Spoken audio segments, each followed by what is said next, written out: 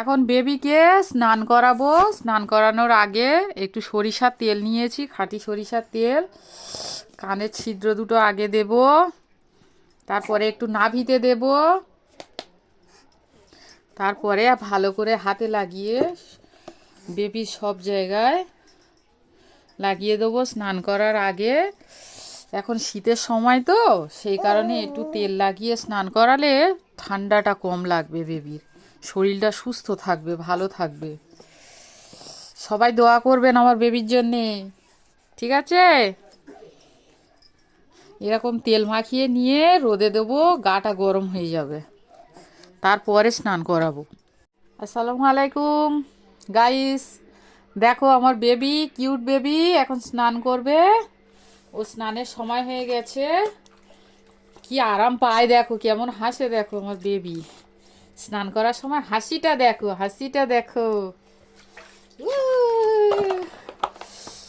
এখন তেল মাখিয়েছি সপ্তাহে, এখন শীতকাল পড়েছে তো, তার জন্য করে বেবি যাতে না ঠান্ডা লাগে, শরীর যাতে সুস্থ থাকে, ওই জন্যে সাবান আর শ্যাম্পুটা সপ্তাহে একবার দিই, 1 থেকে 2 বার দিই। বেশিরভাগটা সরিষার তেল, খাঁটি সরিষার তেল বাড়িতে বানানো, সেই তেল দিয়ে স্নান করাই। দেখো কত আনন্দ করে স্নান করে, দেখো ও হাসিটা দেখো।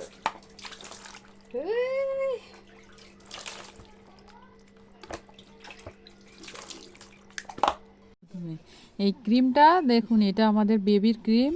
এটা ডাক্তার দিয়েছে, এটা মাখালে রোজ স্নান করার পরে বেবির ত্বকটা সুন্দর থাকবে আর কি।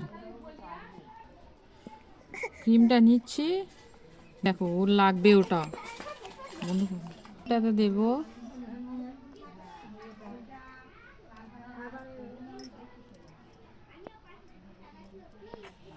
সমস্ত অল বডিতে দেওয়া যাবে এই ক্রিমটা, শুধুমাত্র বেবিদের জন্যে।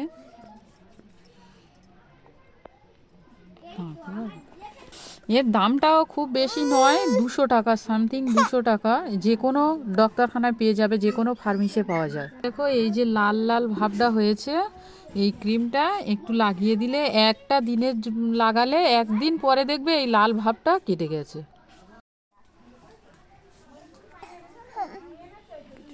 বেবির এখন ক্রিম লাগানো হয়ে গেছে, এখন কাপড় পরিয়ে দিচ্ছি।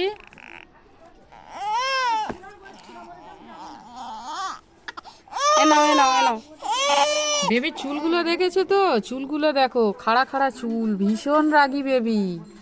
সবাই দোয়া করবেন আমাদের বেবিটার জন্য, যেন ভালো থাকে, সুস্থ থাকে সব সময়।